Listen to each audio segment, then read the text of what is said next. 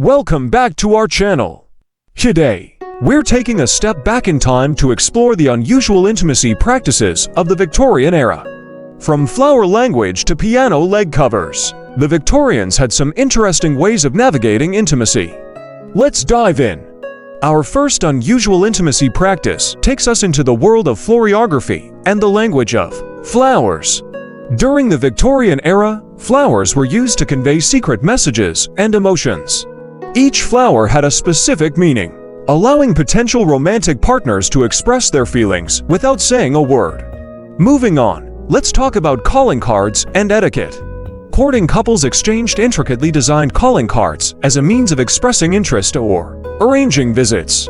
Strict rules governed the exchange of these cards, dictating proper behavior and the appropriate timing of responses. Now, let's explore the concept of chaperone courtship. During the Victorian era, couples were rarely left alone. A chaperone, often a family member or friend, accompanied them during outings to maintain propriety and prevent any perceived impropriety. Talk about never having a moment alone. Next, we have the intriguing practice of nonverbal communication using hand fans. Hand fans were not only a fashionable accessory, but also a tool for discreetly conveying messages or emotions. The way a person held or moved their fan could communicate a wealth of meaning. Now, brace yourselves for this one. We have vibrotherapy, Victorian style. Devices like the vibromassager were marketed as a cure for various ailments, including anxiety and female hysteria. These early attempts at vibrational therapy were often marketed for intimate use. Oh, how times have changed.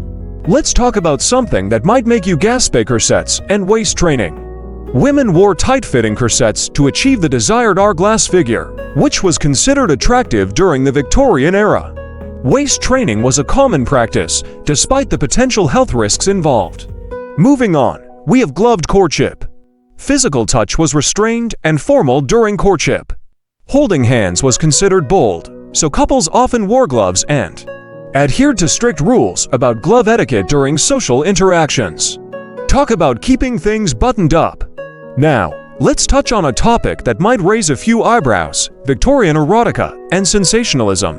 While discussions of intimacy were considered indecent, there was a market for erotic literature and art. These works often used euphemisms, allegory, or mythological themes to depict intimate subjects. Ready for something slightly eerie? We have mourning jewelry and hair art. After a loved one passed away, it was common to create jewelry using their hair or other remains as a way to preserve their memory. This practice extended to creating pieces with the hair of living family members as well. Lastly, let's talk about piano leg covers. Believe it or not, the legs of pianos were considered scandalous during the Victorian era. To maintain an air of modesty, decorative fabric covers were used to hide those provocative piano legs. It was all about keeping up appearances. And there you have it, folks. 10 unusual intimacy practices of the Victorian era.